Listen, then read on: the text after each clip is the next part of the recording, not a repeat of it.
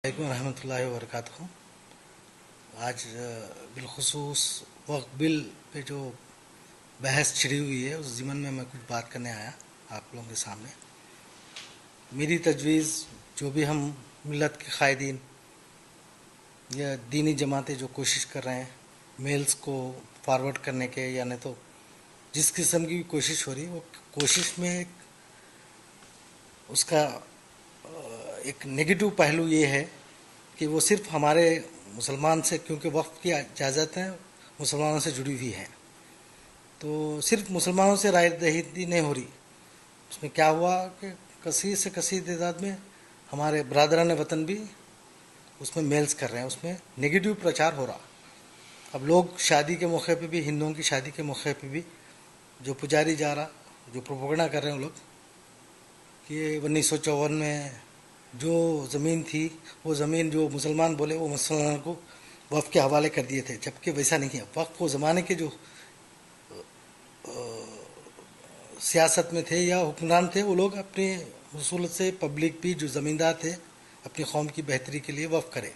वक्फ मंशे वक्फ भी देखना चाहिए। मैं उस चीज़ पे नहीं जाना चाह रहा हूँ। अब जो फिलफोर काम करना है, मेरे आंध्र प्रदेश के मुसलमान मजहबी कायदीन, पॉलिटिकल लीडर्स, वहाँ के दानिश्वरों से, साथ ही साथ बिहार में जो एनडीए की हुकूमत है वहाँ पर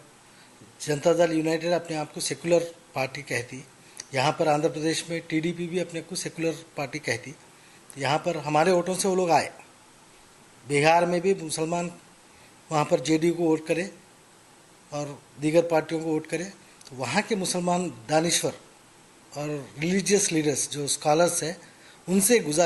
पुरखुलूस गुजारिश कर रहा हूँ, आप अपने अपने जगहों पे यानी रीजनल पार्टीज़ के ऊपर प्रेशर बनाइए। एनडीए में ये दो पार्टीज़ एक सुतून का काम कर रही है, तो ये पार्टियों का अगर रुख सही हो गया, मुसलमानों के हक़ में वक्फ बिल के अगेंस्ट हो गए, तो वो बिल पास नहीं होती। जेपीसी में भी क्या है, आज के दिन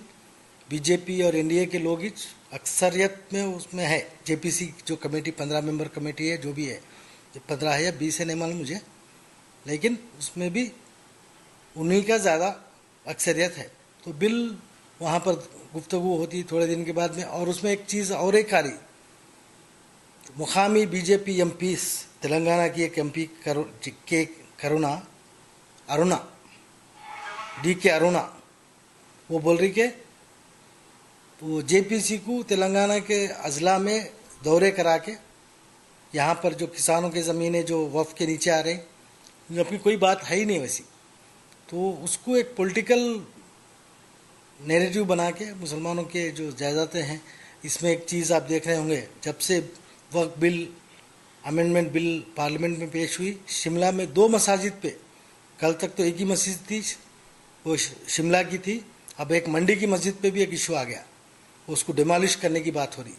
तो अमेंडमेंट बिल में है क्या असल, तो हमारा जो वक्फ बोर्ड है उसको ख़त्म करके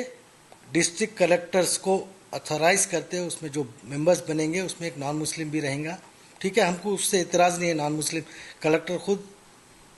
एक एडमिनिस्ट्रेटिव पोस्ट है, लेकिन वो भी मुसलमान नहीं रहते, मगर एक एडमिनिस्ट्रेटिव पोजीशन में रहने की हैसियत से वो लोग सही काम करते। लेकिन अब पूरी अथॉरिटी डिस्ट्रिक्ट कलेक्टर पास कोई जाके किसी मस्जिद पे जाके कोई भी नॉन मुस्लिम या कोई भी रिलीजियस अदर रिलीजियन वाला के